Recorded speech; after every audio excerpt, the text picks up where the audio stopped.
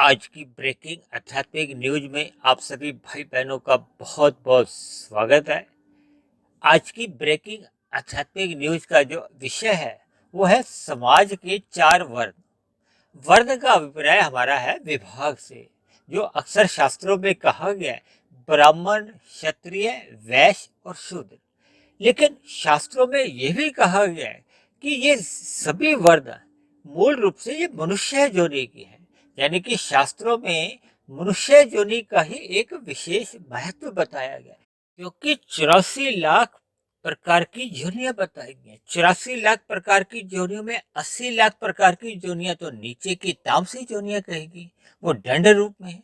जबकि मनुष्य से ऊपर की भी योनि है, लेकिन मनुष्य योनि का एक विशेष महत्व बताया गया। वो इसलिए कि मनुष्य योनि को कर्म योनि कहा जाता है, जबकि ऊपर की योनियां हो या नीचे की योनियां उनको भोग योनियां कहा जाता है। यानी ऊपर की योनियों में या नीचे की योनियों में नई क्रियाएं जितनी भी होती हैं, चाहे वो पाप रूप में हो चाहे पुण्य रूप में, वो किसी भी प्रकार की लिखी नहीं जाती। देखिए, नीचे की योनियों की जितने भी क्रियाएं होती हैं वो प्रकृति की प्रेरणा से होती है।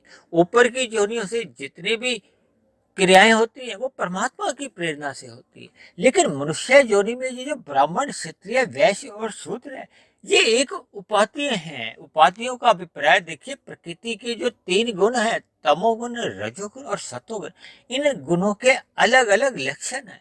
इसी तरह ये ब्राह्मण, क्षत्रिय, वैश्य और शूद्र ये समाज की एक व्यवस्था सुचारू रूप से चले, क्योंकि हम सभी भाई बहनों के स्थूल शरीर की कुछ आवश्यकताएं होती हैं। उन आवश्यकताओं की पूर्ति के लिए एक मनुष्य अपने आप में अपूर्ण माना जाता है।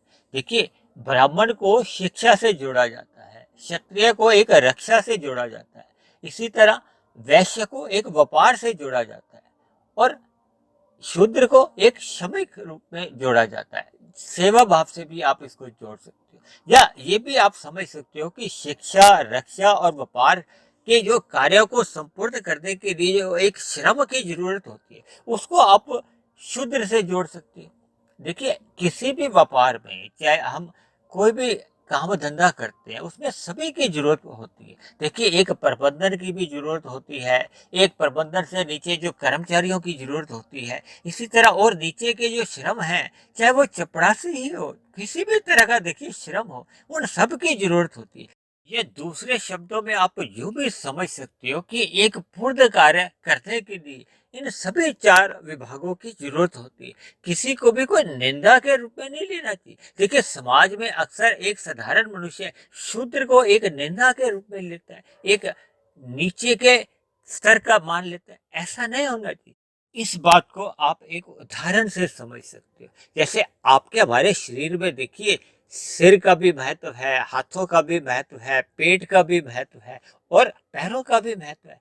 क्योंकि दिमाग से हम जो बुद्धि का कार्य लेते हैं, मन भी हम जितना भी हम चिंतन करते हैं, यानी कि जितने भी विचार आपके हमारे मस्तिष्क में आते हैं, तो उसी हिसाब से फिर हम अपने हाथों से काम लेते हैं, हम अपना भोजन ग्रहण करते हैं, पेट का पालन पोषण होता है। और ये सभी क्रियाएं देखिए, जब हम चलने फिरने की अपनी क्रियाएं करते हैं तो पैरों का योगदान रहता है। तो एक पूरे शरीर में देखिए, सिर का भी महत्व है, हाथों का भी, पेट का भी और पैरों का भी। किसी एक अंग के बिना आपका हमारा शरीर अपूर्ण माना जाता है। इसी बात को मैं एक और उदाहरण से समझाता हूँ। देखिए, हम अपने जीवन में मकान बनाते हैं तो उसमें देखिए ईंटों की भी जरूरत होती है, रेते की भी जरूरत होती है, बजरी भी, सीमेंट भी। तो इन सब में अलग अलग पदार्थों की जो एक महत्ता बताई गई है। तो बिना सीमेंट के तो देखिए एक इमारत नहीं खड़ी हो सकती, बिना ईंट के भी खड़ी नहीं हो सकती, बिना रेता पत्थर। तो ये सभी बातें देखो, आपने उदाहरण से एक समाज की व्यवस्था से जोड़ता है। यानी कि आपके हमारे समाज में, जिसमें आप हम सभी भाई बहन रहते हैं, हम सभी भाई बहनों को सभी वर्णों के जो एक विभाग है उनका हमें एक आदर भाव से लेना चाहिए। हमने अपने पूरे समाज की व्यवस्था को सुचारू रूप से चलाने के लिए, ताकि समाज में सभी मनुष्यों का कल्याण हो। इसी तरह इन चार वर्णों को प्रकृति के 3 गुणों के आधार पर भी जोड़ा जाता है। जब हमारे मन में सत्वगुण की प्रधानता होती है तो हम ब्राह्मण कहलाते हैं। जब हमारे मन की स्थिति में सतोगुण कुछ कमजोर हो जाता है और रजोगुण की प्रधानता हो जाती है तो हम क्षत्रिय बन जाते हैं। और जब हमारे मन में रजोगुण के साथ साथ कुछ तमोगुण का भी अंश आने लगता है तो हम वैश्य बन जाते हैं। जब रजोगुण कुछ कमजोर होने लगता है और तमोगुण की मात्रा अधिक हो जाती है तो फिर हम शूद्र बन जाते हैं। देखिए, हम दिन में भी कई स्थितियों में रहते हैं, लेकिन फिर भी शास्त्रों में जो कहा गया है, हम सभी भाई बहन एक मनुष्य जोड़ी में हैं। ये जो हम ब्राह्मण, क्षत्रिय, वैश्य और शूद्र की उपाधियों से एक दूसरे से आपको अलग करते हैं, वो एक व्यवहार के लिए है। यानी परमात्मा की ओर से जो हमें कर्म जोनी का एक अवसर मिला है, साधना जोनी का जो एक अवसर मिला है, उस अवसरों का हमें जो सदुपयोग करना है, उसमें इन जो ब्राह्मण, क्षत्रिय, वैश्य और शूद्र की उपाधियों का कोई महत्व नहीं। हम केवल मनुष्य जोनी में हैं। हम सभी भाई बहनों को कर्म करने की परमात्मा ने स्वतंत्रता दी है, हमें साधना करने का एक अवसर दिया है। इसलिए हम सभी भाई बहनों को सत्संग करना चाहिए। सत्संग करने की स्थिति में ही आपके हमारे कर्मों की दिशा में सुधार आने लगता है और सुधार आते आते फिर आपके हमारे मन बुद्धि में एक साधना करने का एक भाव जागते हैं। साधना क्या है कि जब हम सतोगुण से विशुद्ध सतोगुण को अपना लक्ष्य मान लेते हैं, यानी कि मनुष्य जीवन पाकर परमात्मा को जानने का, परमात्मा को समझने का और परमात्मा से जुड़ने का जब हम लक्ष्य बना लेते हैं, चाहे हम ब्राह्मण हैं, चाहे क्षत्रिय हैं, चाहे वैश्य हैं, चाहे शूद्र हैं। देखिए, परमात्मा ने गीता में भी ये कहा गया, जब जब मनुष्य परमात्मा की ओर सम्मुख होता है तो उसको धर्मात्मा ही मानना चाहिए, चाहे वो जितना भी बड़ा कोई दुराचारी हो, पापी हो। जबकि इस सच्चाई को भी झुठलाया नहीं जा सकता कि हम सभी भाई बहनों के जो स्थूल शरीर है, ये पृथ्वी, जल, अग्नि, वायु, आकाश के बने हैं। जो आपके हमारे जो 5 भोग्य विषय हैं, गंध, रस, रूप, स्पर्श और शब्द, ये भी देखिए तामसी कहलाते हैं। और तामस को देखिए मैंने एक शूद्र के साथ जोड़ा है, यानी कि हम सभी जन्म के साथ ही देखिए एक तामसी शरीर लेकर जन्म लेते। फिर भी भगवान श्री कृष्ण ने गीता में इस स्थूल शरीर को रथ की संज्ञा दी है, क्योंकि इस स्थूल शरीर के द्वारा ही हम परमात्मा की ओर चल सकते हैं। यानी कि अपने स्थूल शरीर जो कि एक शूद्र के समान तामसी ही माना गया है, हम अपने इस स्थूल शरीर के द्वारा ही साधना कर सकते हैं, शुभ कर्म कर सकते हैं, जिसके फलस्वरूप आपका हमारा जो सूक्ष्म शरीर और कारण शरीर की जो स्थिति है, देखिए जब हम परमात्मा के मार्ग पर चलते हैं, निष्काम भाव से कर्म करते हैं,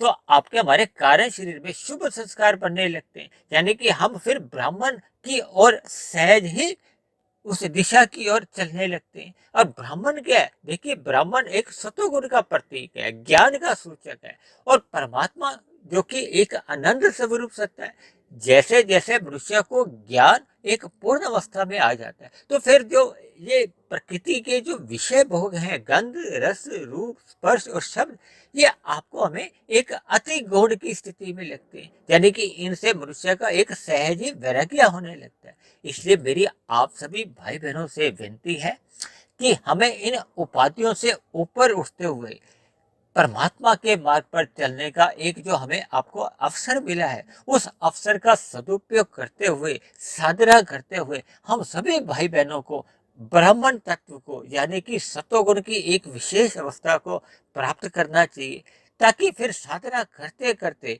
विशुद्ध सतोगुणी परमात्मा को हम पाकर आनंदित हो जाए। यही मनुष्य जीवन का एक लक्ष्य होना चाहिए।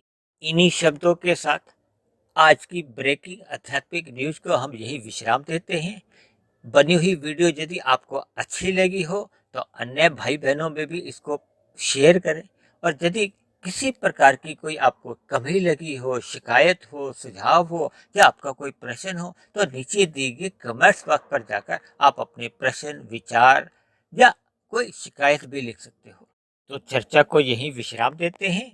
कल फिर मिलते हैं एक नए विषय को लेकर, एक नए संदेश के साथ। तब तक आप सभी भाई बहनों का बहुत बहुत धन्यवाद।